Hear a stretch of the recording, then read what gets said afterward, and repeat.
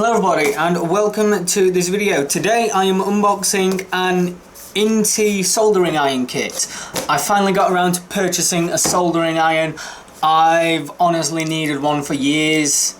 I mean, I don't need it for any special project, it's just something handy to have for when, like, if I do a tear down or if I need to repair some wiring, or like even if I want to create a USB cable that's powering a fan. I mean, I can just solder the connectors now. But yeah, finally got around to purchasing a soldering iron. It is an adjustable one. There's like some information. Is that the right way around? Yep, that's the right way around. So yeah, it claims to be a 6-in-1 soldering iron gun. Is that what they call soldering irons these days? Guns. So yeah, let's get into it.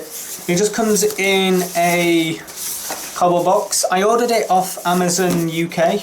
The UK version. I'll put a link in the description in case you want it. I am not prepared for this recording. Alright, there we go. I wasn't expecting it to... I mean, I only ordered it yesterday and I didn't select one-day delivery because that cost money. But yeah, I was expecting it just to come in a black box like it showed. But as you can see... Oh, it's one of these boxes, is it? As you can see, the black box actually comes in another box. So yeah, so this is the box. Which way's up and which way's down? Judging by the flaps going like that, I'm guessing that's down. Open it up for the camera. Okay, so here we have the soldering iron set. Where shall we start? Yeah, we'll just point out I don't know any of the names for any of these. So yeah, I know there's like soldering iron, soldering wire, a soldering thing and a sponge and stand and whatever. But yeah, anyway, let's do the soldering iron first.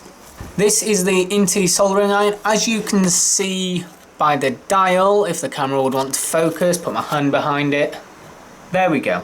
It might be upside down, but as you can see, there's different temperatures that you can run it at in degrees Celsius. It is a 220 volt 60 watt soldering iron. On one end there's this. I don't like I said, I don't know any of the terminology. So I know you've got different heads you can put on the soldering iron. Am I unscrewing it correctly? I don't know. Oh yeah, so you can take like that head off and put any one of these 5 other heads on. So you can do that. There's rows, no idea what that means, probably some kind of like code name for them. But yeah, is that the element that gets hot? Well, it must be, mustn't it? So yeah, there's different heads you can put on. By like normal, it comes with one of these pointy heads, whatever you want to call it. And just put that on there.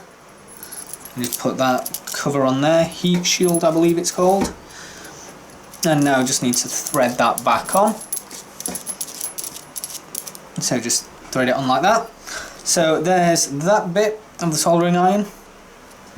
Oh, with this temperature thing, I was expecting it to be like a little gear inside. So I was expecting it to click, but it's not. It's actually smooth.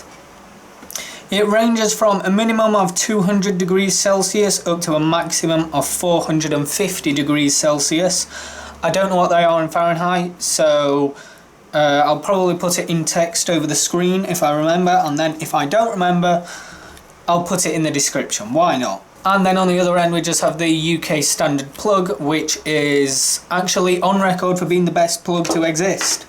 Next we have the little soldering iron stand. Are there any instructions? Yes, there are. Inti. Inte.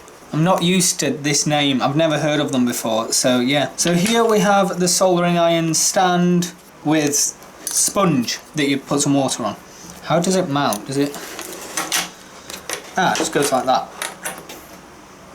Yeah, but then that looks dangerous because you could just catch it. Anyway, moving on, we have more sponges. When the camera focuses, they're of different thicknesses and different textures. So if you look at that one, it's quite sponge-like, and that one's more like foam-like. Like the texture's different. So yeah, I'm not sure what these are for. I mean, I know what they're for. They're for going in here, but I don't know what the different textures and sizes and stuff mean. But yeah, there's those. There's the extra heads you can put on the soldering iron. I've showed you them, but I haven't showed you like close up. So we've got like those shapes. If I just like slowly tilt it a bit, so then you can get a sort of three-dimensional image of what the different heads look like. Then here we have a soldering iron plunger thing. I can remember these from school. Basically, what it is it's a thingy like this. It's like a syringe, but it's not a syringe. And basically, if you want to remove some solder from around a electrical component, let's use that corner as an example, okay? So say you want to remove solder from that corner, what you need to do is first get your soldering iron and like heat up that area so the solder's like melted, and then while it's melted you'll want to push that down, aim at the solder and then press a button and it should suck it up inside of this thing. Now and then you can clean it out by just twisting it like that. So all that is that's like a little locking mechanism, and when you press that it unlocks it and then it fires down. The thing that causes the sudden spring back is the spring itself. That's actually quite a, well, it's not quite a strong spring. Now it's landed on the floor, bear with me a minute. So yeah, that's that for this bit. So then that all just goes in there like that. To be honest, if I was designing this, because solder, as we've already discovered, is multiple hundreds of degrees hot, or the end of the soldering iron is, so why have they made the end out of it of plastic? I would have made it in metal, so that way it won't melt. But yeah, there's the plunger thingy. And now we have some solder, flux, tin, lead. So in here we have some I mean, I know solder's a very soft material, but I was not expecting it to be spring-like. But yeah, in there we've got some solder. It is a mixture of tin and lead. Tin 60%, lead 40%. It's flux 2%, whatever that means. The diameter of it is 1mm, and the NT, I know that means 20 grams as in weight, but what does the NT stand for? But anyway, it weighs 20 grams, I think. Is that 20 grams? I don't know.